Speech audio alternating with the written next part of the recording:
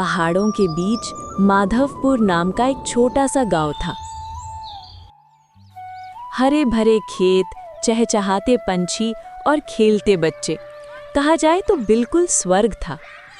उसी गांव में सेठ गोपालदास नाम का एक बहुत अमीर आदमी रहता था। उसके पास पैसों की कोई कमी नहीं थी। कई दुकानें थीं और गांव की आधी जमीन भी धीरे धीरे उसने अपने नाम कर ली थी। लेकिन जितना वो अमीर था उतना ही वो लालची भी था। ये गरीब गांव वाले ऐसे ही मैं इनका इस्तेमाल करता रहूंगा और ये मुझे अमीर बनाते रहेंगे।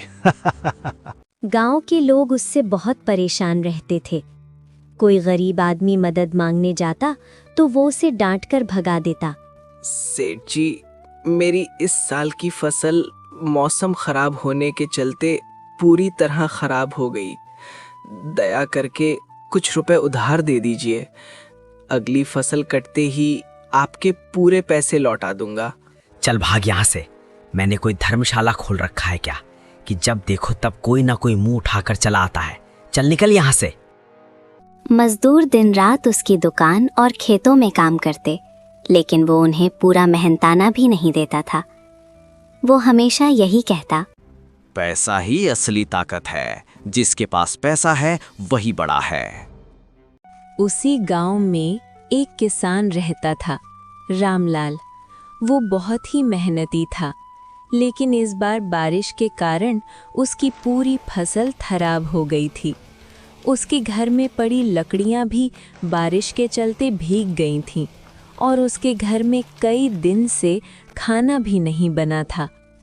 हे भगवान, बस एक चिंगारी निकाल दे। कैसे भी करके ये लकड़ी बस आग पकड़ ले। बिल्लू कल से भूखा है। लगता है आज भी भूखे पेट ही सोना पड़ेगा। छोड़ दीजिए, ये लकड़ियां भी सूखी नहीं है। कैसे छोड़ दूं? बताओ कैसे छोड़ दूं? मेरा पूरा परिवार 4 दिनों से भूखा है।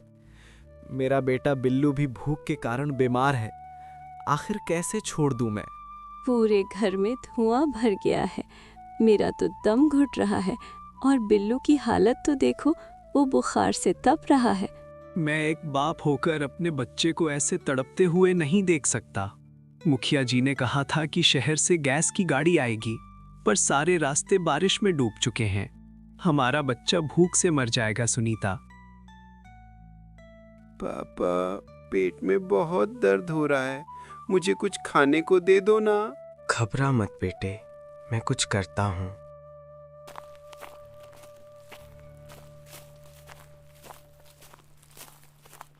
वो अपने घर से निकलकर अपने दोस्तों के पास पहुंचा और बोला,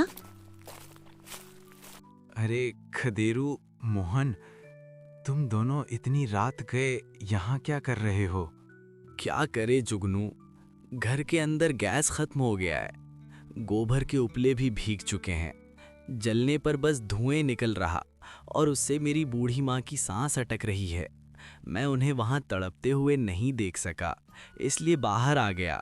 समझ नहीं आ रहा कि ये बारिश हमारी जान लेकर ही रुकेगी क्या। मेरे दोनों बच्चे कल रात से सिर्फ पानी पीकर सो रहे हैं। मैं तो सोचा था किसी से कुछ मदद मिल जाएगा, लेकिन यहाँ तो पूरे गांव का वही हाल है। आखिर ऐसे ही चलता रहा तो हम सब मारे जाएंगे। कुछ सोचो रामलाल, ऐसे ही चलता रहा तो हम सब बर्बाद हो जाएंगे। कल सुबह होते ही मैं शेठ जी के पास जाऊंगा, शायद वो मेरी मदद कर दे।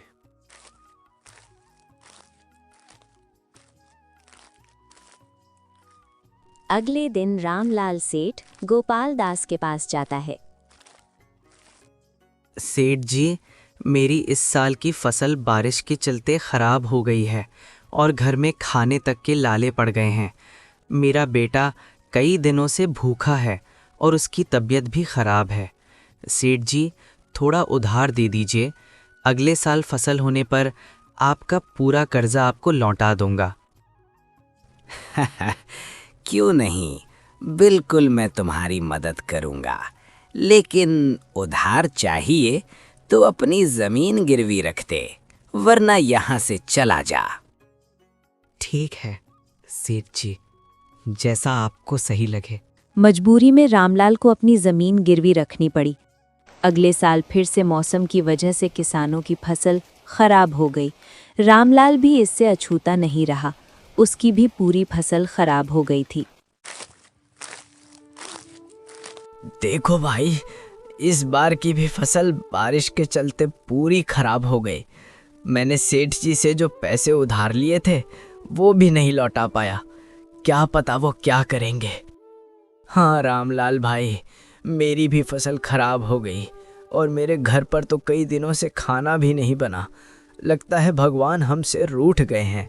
इसी वजह से हर बार बारिश करके हमारी फसल खराब कर रहे हैं। कुछ दिन बाद रामलाल के घर के बाहर गोपाल दास अपने कुछ आदमी लेकर आ धमका। ए रामलाल, बाहर निकल। तू मेरा पैसा कब लौटाएगा? आज तेरी खैर नहीं। तूने मेरे पैसे इतने दिनों से लिए हैं कि उसका ब्याज ही इतना हो गया है कि तू लौटा पाएगा या नहीं। अगर आज तूने पैसा नहीं लौटाया तो तेरी हड्डी पसली एक कर दूंगा। चल निकल बाहर। सेठ जी माफ़ करिए, लेकिन आप जानते ही हैं इस साल की फसल भी बारिश के चलते ख़राब हो गई। मुझे कुछ दिन की मोहलत और दे दीजिए, मैं कुछ भी करके आपके पैसे लौटा दूंगा। तू और पैसे लौटाएगा? लेकिन कैसे? फसल तो तेरी हुई नहीं तो मेरे पैसे कैसे लौटाएगा? क्या करेगा? चोरी करेगा या डाका डालेगा?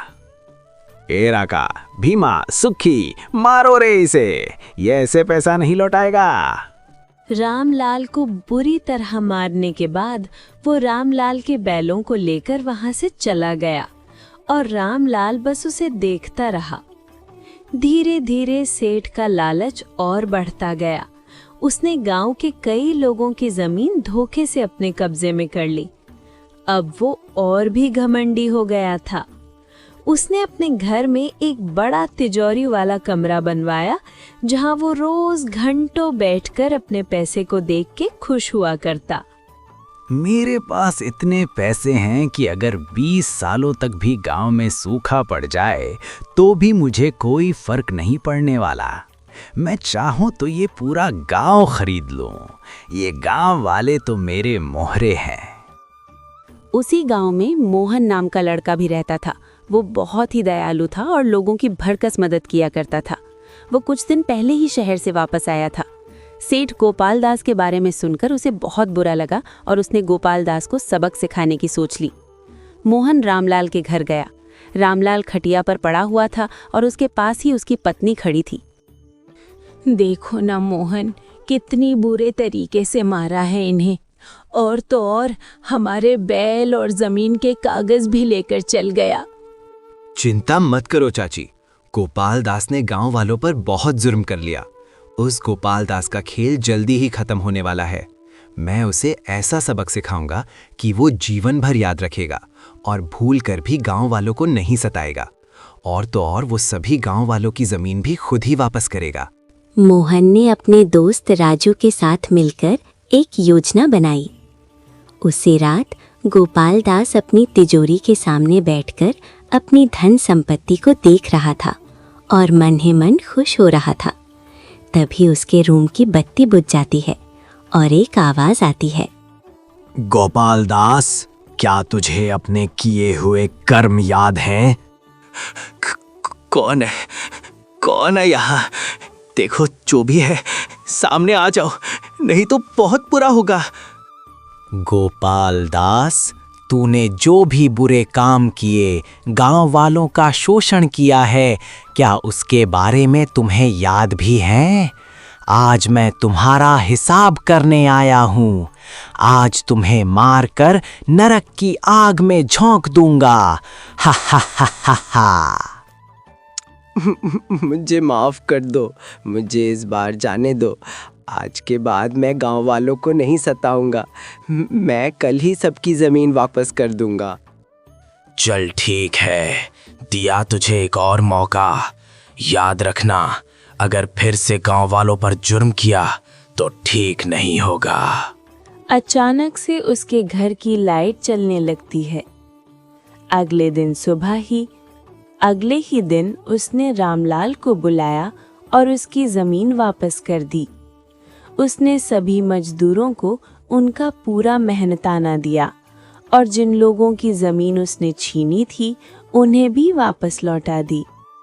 धीरे धीरे उसने गांव के लोगों की मदद करना शुरू कर दिया। अब वो पहले जैसा कठोर नहीं रहा था, बल्कि एक दयालु इंसान बन गया था। समय के साथ गांव के लोगों का गुस्सा भी खत्म हो गया और उनकी जगह सम्मान ने ले ली। अब लोग उसे डर से नहीं बल्कि इज्जत से देखते थे।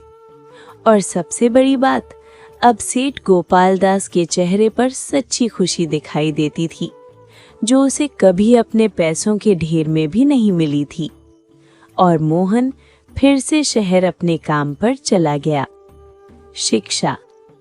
लालच इंसान को अंदर से खाली कर देता है, जबकि दया और इंसानियत ही असली दौलत होती है।